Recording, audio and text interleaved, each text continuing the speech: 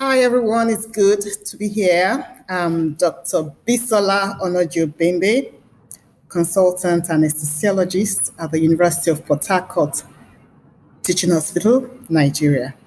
And I'll be speaking on leadership. On leadership. There are several main types of leadership theories: the trait theory, behavioral theory, management theory, relationship theory, and situational theories. Each of these type of theories is based on how a leader takes action, manages a team of people, makes decisions, and adapts to different situations. Leadership has as many definitions as persons who have attempted to define the concept. Most definition assumes that leadership is a process and it has intentional influence over people. The early definitions of leadership had some keywords such as influence and goals, maximum performance, that is, influencing others to perform maximally, and purpose, that is, giving purpose, achieving purpose, and direction. Because leadership is dynamic, it keeps changing. Everyone has their own definition and idea of what leadership is. I'm not going to go into that now. I will kick off this session by relating leadership to the realities, what we have today, our world today. Organizations are becoming more diverse. For the first time in history, we have 5 generations in the workplace. We have the traditionalists, we have the baby boomers, Generation X, the millennials, and Generation Z. So as people live and work longer in life, we ought to bring a whole new dimension to how we lead. Technology is changing the way we live. Technology is changing the way we work and even the way we learn. Communication is in real time. The jobs we create and the required profiles need to be redefined. We have new dynamics in our work cultures and practices. We have diversity of markets, diversity of customers, diversity of ideas and talents. So it's a new world. It seems obvious that part of a leader's job is to influence an increasingly diverse group of people and stakeholders and networks.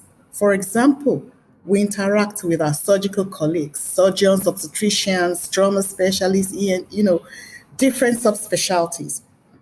And our sphere of influence includes members of our national societies, resident doctors, perioperative care nurses, medical students, our patients and their families, our communities, our policymakers, hospital management, you name it, the list is endless. It is therefore vital that leadership should be inclusive. I love the definition of Kevin Kruse, and I quote, "Leadership is a process of social influence which maximizes the effort of others towards the achievement of a goal." However, considering the 5 generations in our workplace today and all the stakeholders that we must value and respect, as well as intentionally promoting diversity and equity, we must be more inclusive. So for this purpose, I will adopt the definition of inclusive leadership by Professor Emerita Brenda Allen, and I quote, "Inclusive leadership is a process of social influence that strives to value and respect everyone involved in achieving a goal," unquote. Inclusion, therefore, refers to processes that helps everyone in the workplace to feel valued and respected and to feel confident and inspired. Organizations will need leaders who can work effectively with a wide variety of people. Bernadette Dillon, client director, and Juliet Burke, partner, both of them in human capital consulting at Deloitte, suggested that inclusive leadership is a new capability that is vital to the way leadership is executed. They stated that to thrive in a diverse world, inclusive leaders must have 6 traits. And these traits are commitment, courage, cognizance of bias, curiosity, cultural intelligence, and collaboration. So highly inclusive leaders are committed to diversity and inclusion because these objectives align with their values. They speak up and challenge the status quo.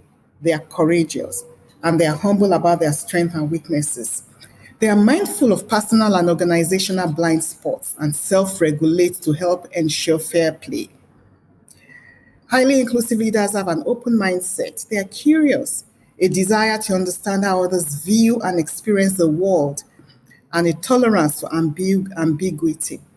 Highly inclusive leaders are confident and effective in cross-cultural interactions, and they empower individuals as well as create and leverage the thinking of diverse groups.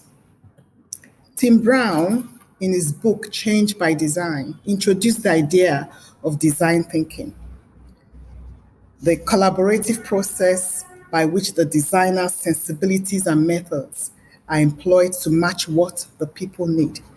And this approach helps people and organizations to become more innovative and more creative. A great design is intentional. A great design is purposeful, is impact-oriented, is relational, influential, inspirational, and radical. So as the nature of work changes, we must reinvent leadership. Remember, 5 generations now coexist in the workplace.